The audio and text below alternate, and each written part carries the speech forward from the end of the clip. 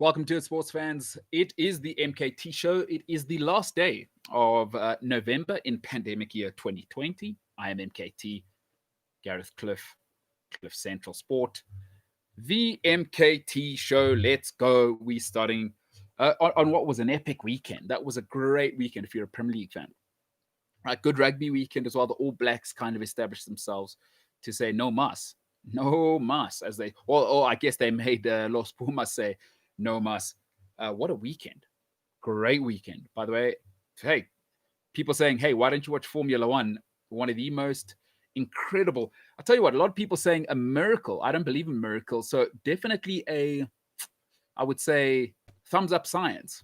All right, Formula One and cycling, probably the sports that have science at the cutting edge. So phenomenal result for science, really, that young man survived that crash in Bahrain.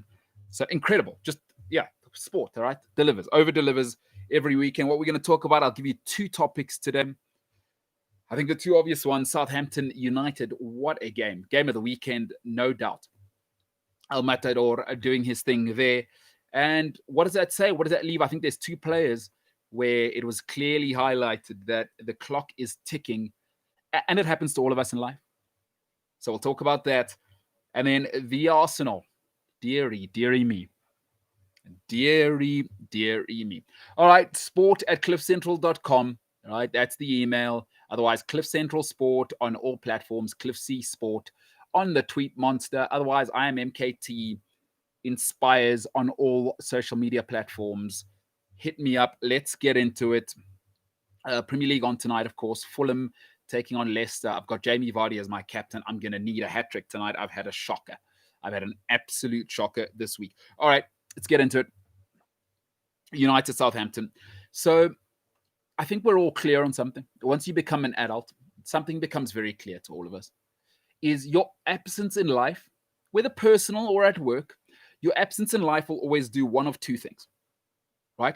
What it'll do immediately and sharply is increase your value drastically or make it very clear that we don't need you, right? It's either going to heighten your value or it's going to decrease your value. Your absence always does one of two things. And I'm afraid that's not in your hands. So most of us, we like to control everything, but the one thing you can't control is when you're away, oh boy, you better hope there isn't something. A mentor of mine once put it beautifully. She said, unmet needs will be met. If you're in a relationship, if you're at work, wherever you are, unmet needs will be met. Nature does not allow for a vacuum. We know that. We know that. Over the weekend, I think two young men at Manchester United possibly saw the end for themselves. I think it's very clear that Manchester United have been crying out for a proper number 9 since 2013. They haven't had one since Robin van Persie left. And the guy they have now is an old age pensioner, by the way. But what it showed you was as soon as it's the first time you've had anything close. And El Matador now is not world class anymore. The legs are gone, but he showed you that just have a proper number 9. And in Martial's absence, El Matador came in. So listen, when you're absent, people will step in. Nobody is irreplaceable. And when you are gone, if you are holding people back in life, in business, in life, unmet needs will be met. I'm afraid Edinson Cavani showed Manchester United fans and the whole of the Premier League what Man United have been missing for 7 years. It's unbelievable that it took this long. For 7 years, they have not had a number 9. And if you've been following the show, I've said Anthony Martial is not a number 9. What did El Matador give them? He gave them two basics of being a number 9. Ability to play with your back to goal, which means you bring in the pace. Rashford or Greenwood had to go because Greenwood himself is playing out of position. But El Matador was able to play with his back to goal. What that meant was you could hold it up so that the wing backs could eventually join the play. What do then? You overload the box. The movement in the box. So they call it a fox in the box. He was unbelievable. For that last finish, that is a number 9's movement. There is no way Martial's making that movement and forget the finish. right? That movement is purely instinctual. That you've almost got to have that bred into you, 6, 7, 8, always moving, always looking for that ball. It's an unbelievable piece of play. It's great play by United. Southampton sleeping, but that's just great play. That's great forward play. Sometimes you've got to say to yourself, that's just too good. And that's what that was. Both goals, just too good. The movement, the ability to smell the second ball out, and on the last one, the first ball. He wins. You know what he does? He wins the angle, and the finish is just sublime. So in that case, I think Anthony Martial is done at Manchester United. Now, I'm not saying that Cavani is the solution. I'm saying that United need a number 9. And yesterday showed it. In your absence, we'll truly see your value. When you're gone, people, and this applies to relationships as well. My mentor nailed it. She says, unmet needs will be met. Take that to mean whatever you want it to mean. Man United, no Martial. You get a proper number 9. That's what happens. But I think you saw something even bigger for United. And I don't want to pile on, but I've said it before.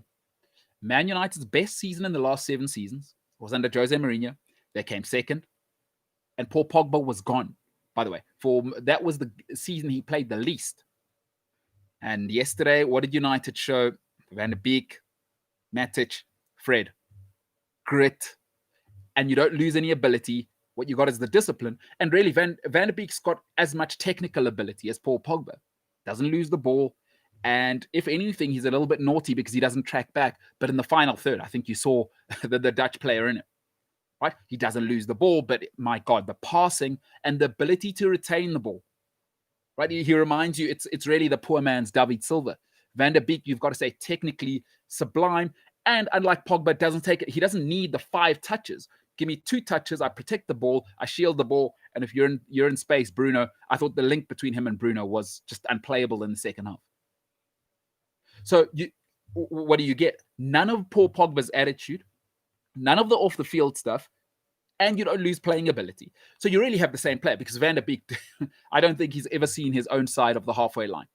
Like, he's not interested, right? You swallow that, you play Fred, you play Matic, and you just swallow it from there. And then Bruno will track back. It's his natural game. He wants the ball all the time. But Van der Beek's sensational. Paul Pogba is finished at Manchester United if they're serious. Don't tell me he adds anything that Van der Beek doesn't, and you've already got Bruno. So you don't need the headache, and you get the ability. It's a no-brainer. When you're absent, what it'll do is it'll increase your value or dramatically decrease it because we don't need you. Unmet needs will be met. Nature will not allow a vacuum. I'm sorry, Pogba, Martial, too much attitude, and yesterday it showed what Man United needed, and we've been saying it all along. Grit and just a little bit of intensity. Like a little bit of intensity. Yesterday wasn't Real Madrid at its height, Arsenal at its height. Yesterday was a little bit of intensity. Bruno and Matic gave you a little bit of intensity, and then I think the Pitbull and Fred, he really does the mongrel work while the other guys can play, because Matic can play. He started off, by the way, at Benfica as an attacking mid. As you saw, there was 1 or 2 places where he's a ball carrier, tremendous ball carrier, and a cultured midfielder. And then you got Fred to do the bullying work, and then you got the 2 boys in Bruno and Van der Beek. My God. And none of the attitude. That's what I love, is none of the attitude. Bruno is calling out everyone and everyone. And what I like about Van der Beek, I saw him having a go at a few people. If you're a Man United fan, I've said this before. If you haven't heard me say it, I'll say it one more time. Men are terrible at saying, especially the higher you go in terms of power, men are terrible at it. You made a mistake on the Pogba thing. Move on. If you let Paul Pogba go for free, it doesn't matter. Now, of course they won't. It's a business. Take 40 million for him. You made a mistake. It's okay. But powerful men hate to say that. And by the way, Ed Woodward realizes he's running out of chances, right? There's only so much that the Glazers are going to take of mistakes. It's now been 7 years. As much as they love balancing the books, come on. So Pogba's got to go. You made a mistake. It's okay. Because Van der Beek already, by the way, just move off. Just move off. The guy's clearly as good, at least as good. And I don't get the attitude. I mean, commercial value, I get it. But what happens if you're in the Europa League again in a COVID year? Because that's real. Like, you get Pogba back, it's been no good. It's been no good. And yesterday again, Pogba's value diminished.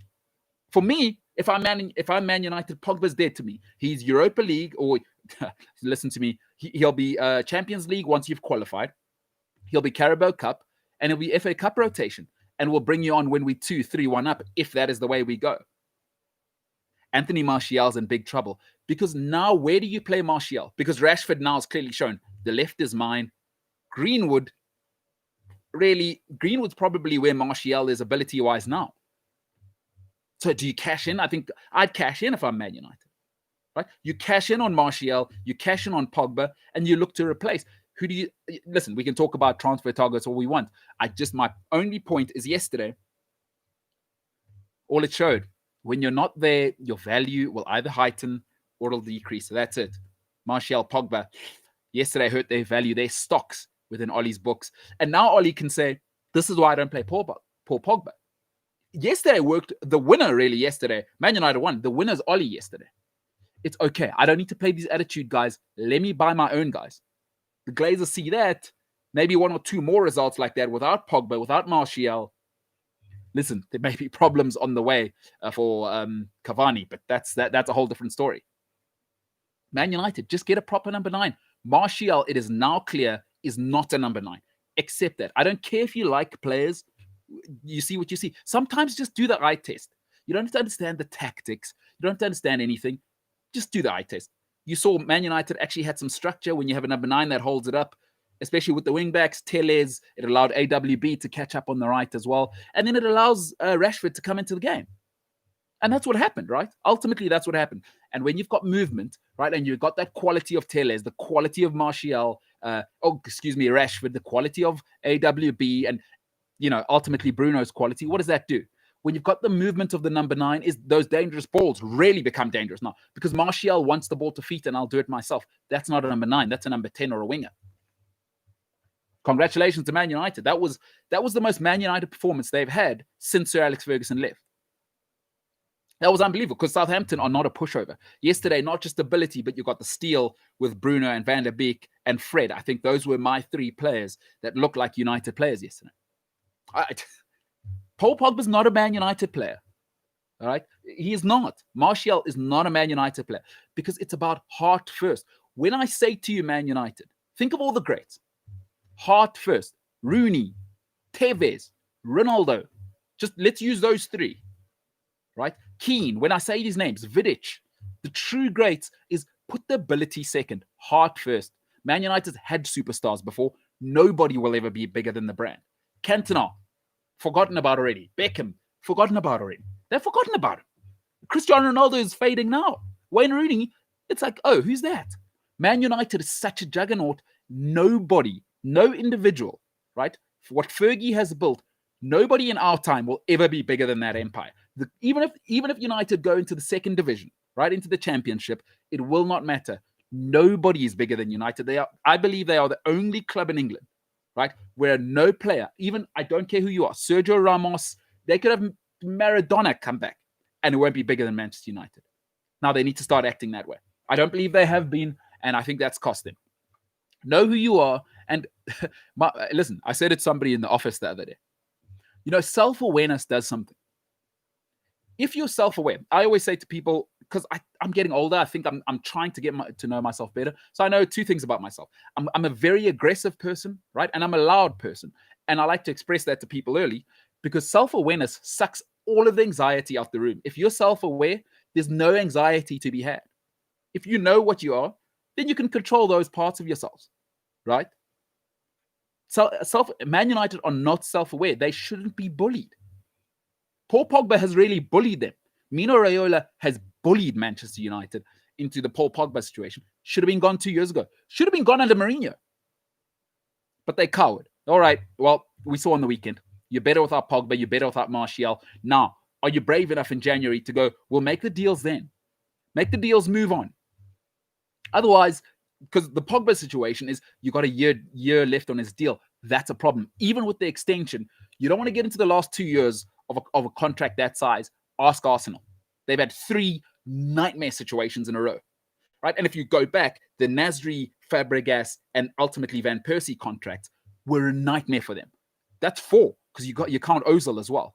The Ozil situation's a nightmare. Never get into those last 18 months with a big time player. January, make the deal with PSG, take 50 million, be gone. You're not winning the Champions League this year. You're not winning the league if you're United. Be honest. Be gone and let Oli build again. Get the money in and start talking to Haaland and start talking to Mbappe. Start talking to these proper character guys, right? That's what I do.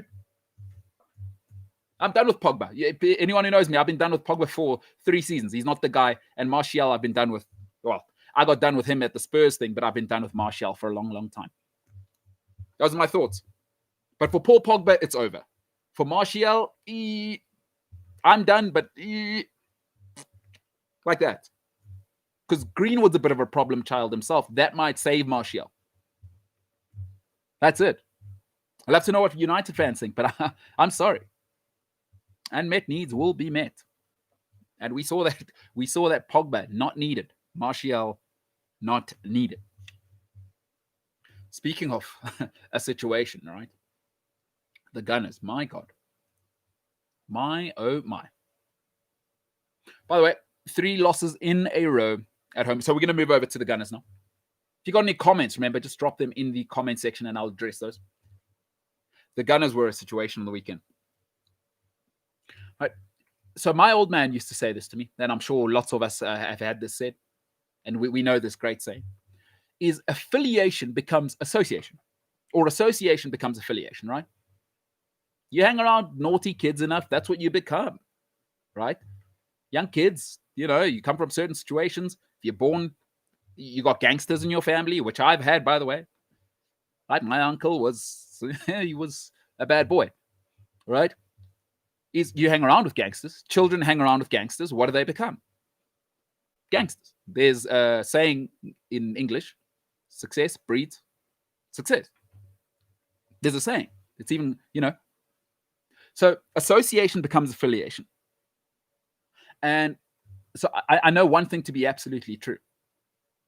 One thing that'll kill you, if you want to be great, one thing that'll kill you before alcohol, drugs, before any of that is mediocrity. Mediocrity is a killer, people. Mediocrity is an absolute cancer. It is. And just like that dreadful disease is once it sets in, you don't know often until it's too late, right? The problem with mediocrity is you don't know until it's far too late.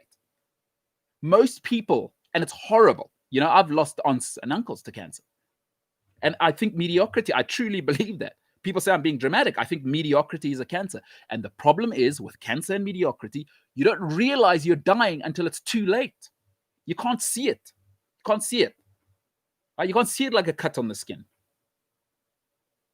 And Arsenal Football Club have been mediocre for 17 years. Arsenal Football Club have been dying for 17 years. And as with anything, we are the last always to see our shortcomings. We all are. I'm not saying I'm better. I'm not sanctimonious.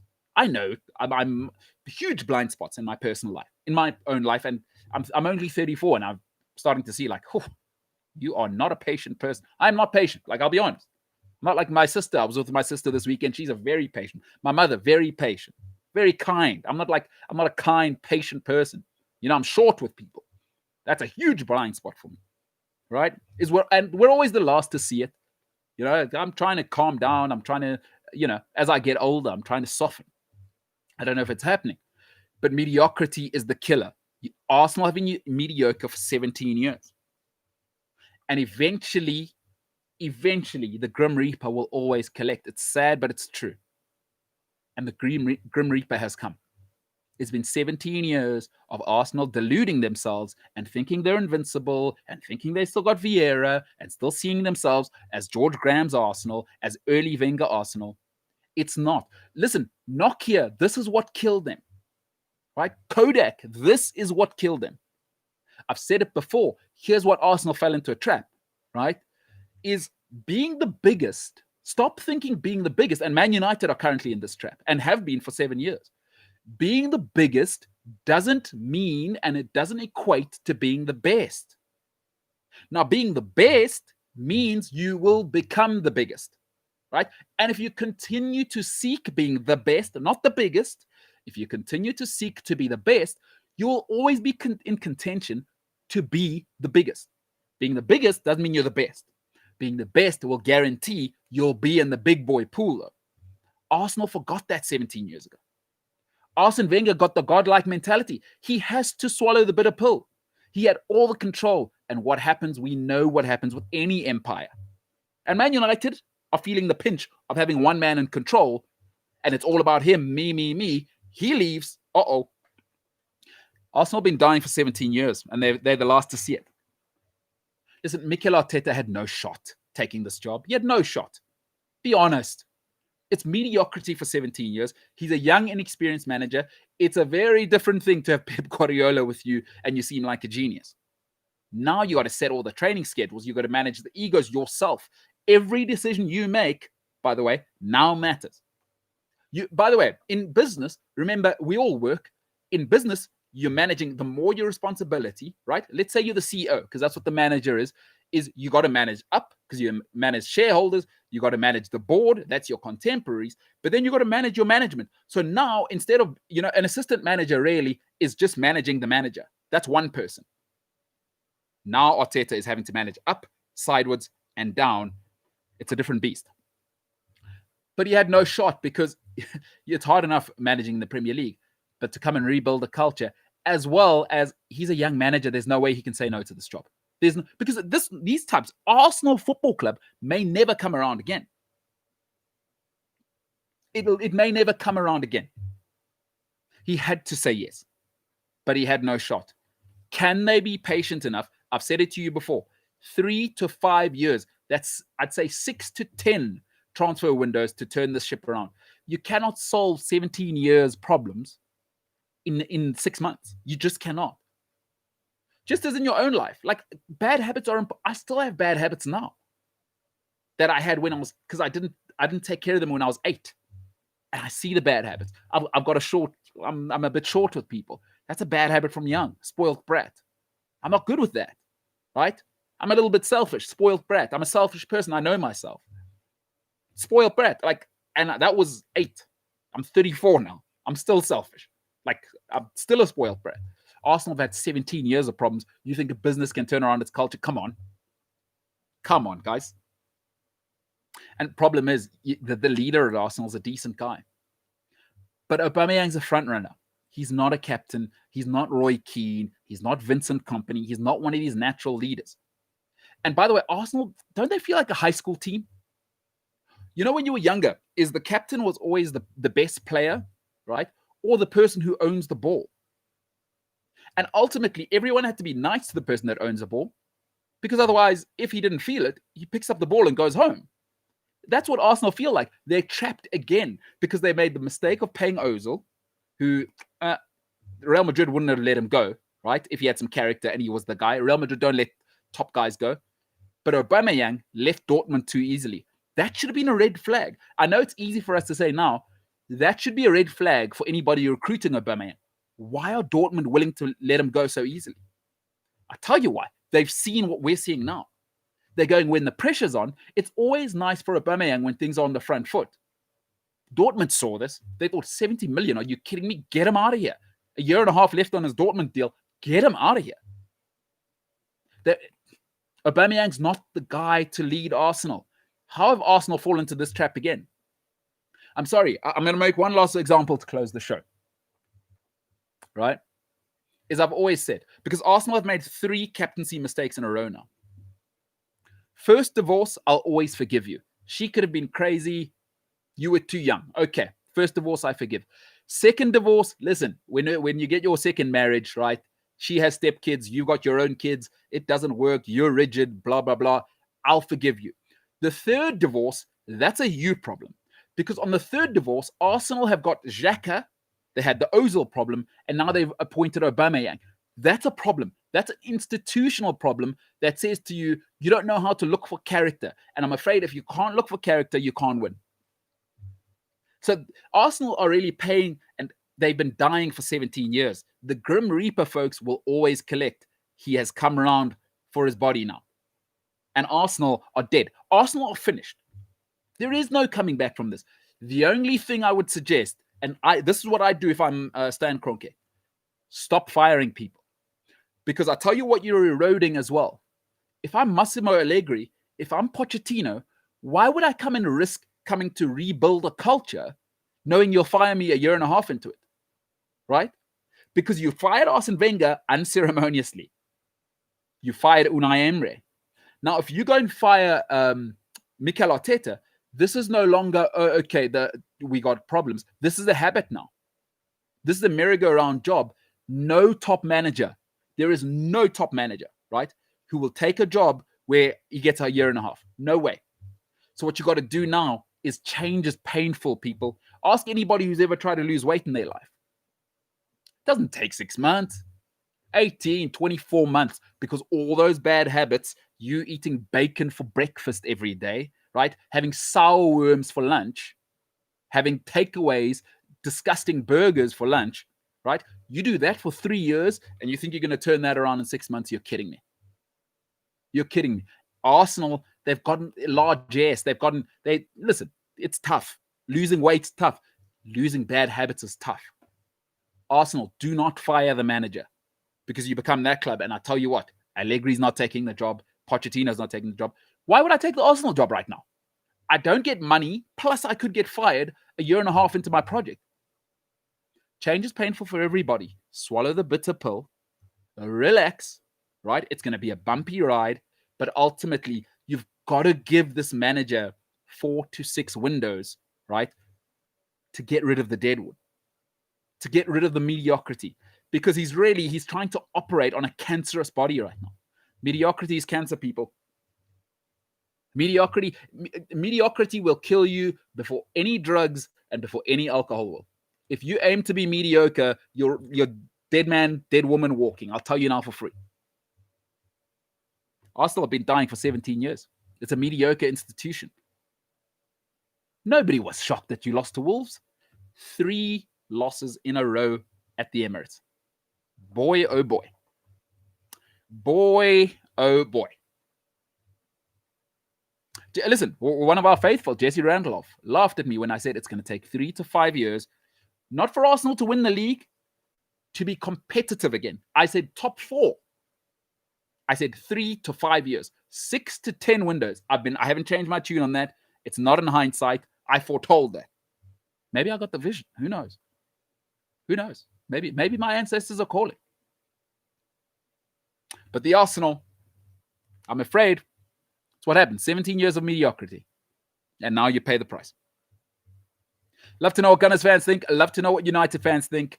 Cliff Central Sport on all social media platforms.